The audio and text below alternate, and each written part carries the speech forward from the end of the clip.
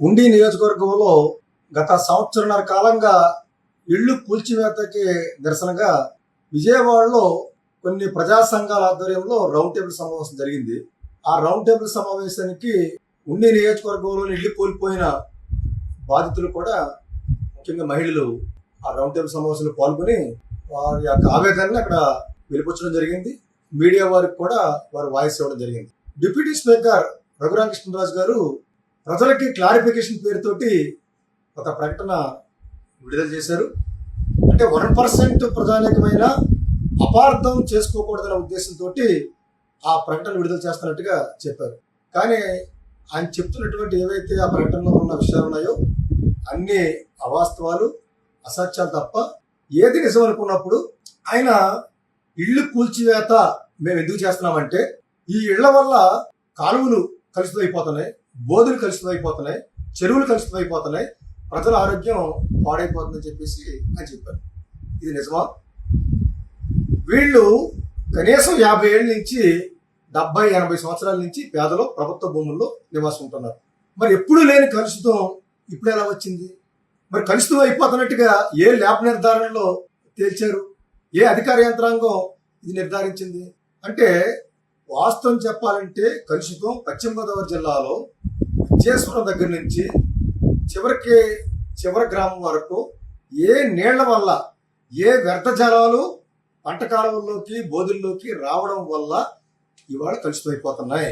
25 ఏళ్ల క్రితం వెనక్కి వెళ్తే చెరువులో కాలువలో నీళ్లు, బోధులో నీళ్లు రైతులు, కూలీలు, ప్రజలు, పేదలు దోసిట్లో పెట్టుకుని నీళ్లు తాగేవారు. అంటే అంత పరిశుభ్రంగా నీళ్లు ఉండేవి. అంటే అప్పుడు ఈ ప్రభుత్వ స్థలాల్లో ఇళ్ళు ఉన్నాయి. ఇళ్ళు ఉన్నప్పుడు కూడా కాలువలో నీళ్లు పరిశుభ్రంగా ఉన్నాయి. మరి 25 ఏళ్ల కాలంలో, 20 ఏళ్ల కాలంలో ఎందువల్ల కలుషితమైనవి? అంటే ఈ జిల్లాలో వచ్చినటువంటి వ్యవసాయ రంగంలో వచ్చిన మార్పులు ఏవైతే ఉన్నాయో ఆ మార్పుల వల్లే కాలువలు, బోధులు, పంట మంచినీటి చెరువులు కలుషితానికి గురైపోయినాయి. అంటే కలుషితం అన్నది పేదల వల్ల కాదు, కొద్ది మంది పెద్ద బడాబాబుల వల్లే ఈ కలుషితం అన్నది జరుగుతూ ఉంది. మేము రఘురామకృష్ణరాజు గారికి విన్నవిస్తున్నాం, మీరు స్వయంగా ఫీల్డ్ విజిట్కి రండి, మీరు మనం కలిపి ఫీల్డ్కి వెళ్దాం. ఎక్కడ కలుషితం అవుతా ఉంది, ఎవరి వల్ల కలుషితం అవుతా ఉంది, ఎందుకు ఈ పశ్చిమ గోదావరి జిల్లా ఉమ్మడి రాష్ట్రంలోనే క్యాన్సర్ కేంద్రంగా ఎందుకుందో మేము నిరూపిస్తాం.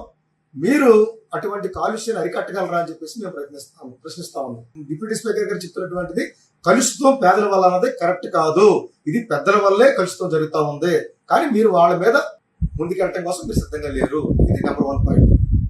నెంబర్ 2, ఆయన ఏం చెప్తున్నారంటే ఎక్కడైతే మేము ఇల్లు కూలుస్తున్నామో మేము ఆకస్మికంగా కూల్చట్లేదు, యాజ్ పర్ రూల్ ప్రకారంగా ప్రొసీజర్ పాటిస్తున్నాం, నోటీస్ ఇస్తున్నాం అని చెప్పేసి మీరు చెప్తున్నారు.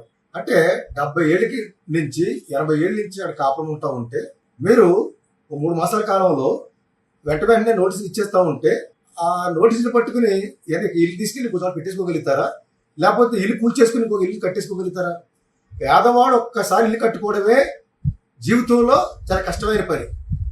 మీరు ఒకసారి నోటీస్ ఇచ్చేసి రెండోసారి నోటీస్ ఇచ్చేసి నీకు నోటీస్ ఇచ్చిన వెళ్ళదంటే అది ఏ రకమైనటువంటి సరైనది అవుతుంది? అందువల్ల ప్రొసీజర్ పాటించామన్నది కూడా సరైనది కాదు.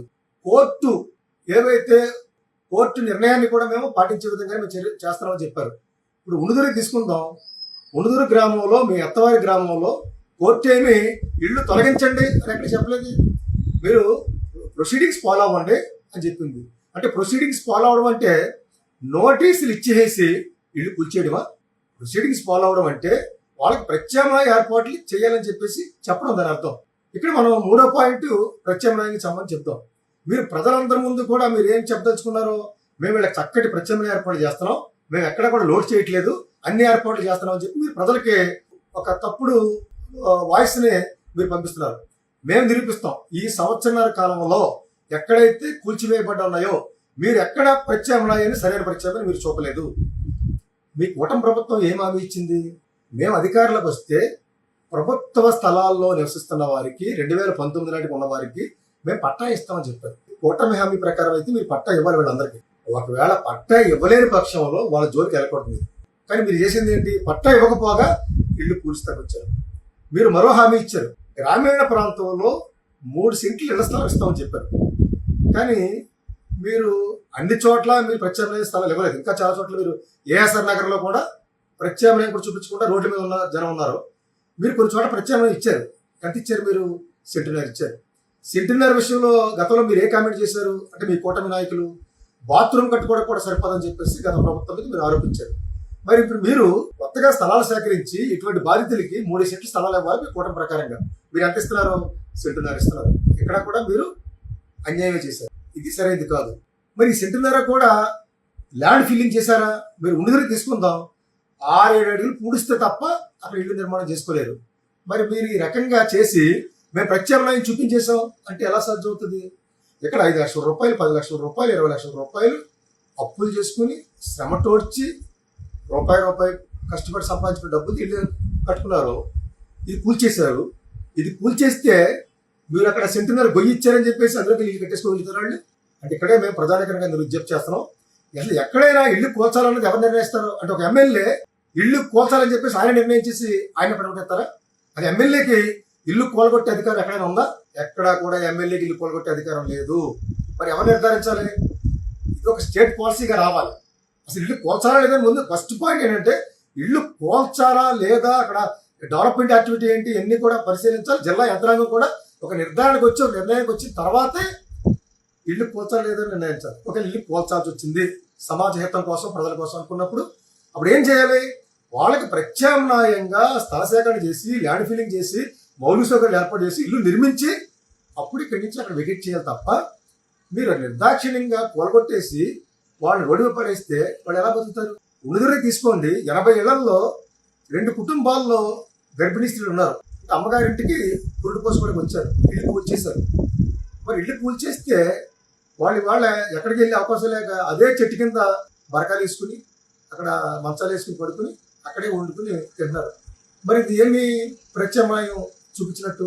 అందువల్ల ప్రజానేకాన్ని మేము విజ్ఞప్తి చేస్తున్నాం. కలుషితం అన్నది కరెక్ట్ కాదు. ప్రొసీడింగ్స్ ఫాలో అవుతున్నాం అని చెప్పింది కరెక్ట్ కాదు. మేము ప్రత్యామ్నాయం చూపిస్తున్నాం అని చెప్తున్నది కూడా సరైనది కాదు. మరి నిజంగా చెప్పాలంటే అసలు దీని యొక్క అంతర్లేని ఏంటి? ఏ ఉద్దేశంతో ఏ ప్రయోజనం కోసం ఆయన కూలుస్తున్నారు? ఏ ప్రయోజనం కోసం కూలుస్తున్నారంటే మేము ఇప్పటికే చాలాసార్లు ఆరోపణ చేసాం. సంపన్న వర్గాలు, ల్యాండ్ లార్డ్స్, భూస్వాములు ఎవరైతే ఉన్నారో వాళ్ళకి మేలు చేయడం కోసం. పేదరిళ్ళు ఎక్కడున్నాయి? పేదరిళ్ళు ల్యాండ్ లార్డ్స్ భూమికి ముందు రోడ్డుకి పక్కన ఇవి ఉన్నాయి. ఇవి ఇల్లు ఖాళీ ఏం చేస్తే వాళ్ళ భూములన్నిటికీ కూడా మెయిన్ రోడ్డు హంగుగా ఏర్పడుతుంది. వాళ్ళ భూములు విలువ పెరుగుతుంది. వాళ్ళ వాహనాలు యథేచ్ఛగా వెళ్ళటానికి వీలు పడుతుంది. అన్ని బాగుంటుందని ఉద్దేశంతో వాళ్ళ మేలు కోసం జరుగుతుంది.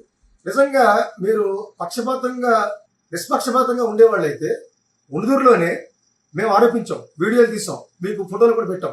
గవర్నమెంట్ భూముల్లో వాళ్ళు గెస్ట్ హౌస్ నిర్మించుకున్నారో, షెడ్లు వేసుకున్నారో, మేతలు పెట్టుకున్నారో, వర్కర్స్కి వాళ్ళ పనిచేసే వర్కర్స్కి నివాసాలుగా ఇచ్చారు. మరి మీరు ఎందుకు పోల్చారని చెప్పి మేము అడిగాం. మరి ఇప్పటికి కూడా అదే అలాగే ఉన్నాయి కదా. అంటే మరి ఇది దీన్ని బట్టి మీకు అర్థమైపోతుంది కదా మీరు ఎవరి పక్షాన ఉన్నారో.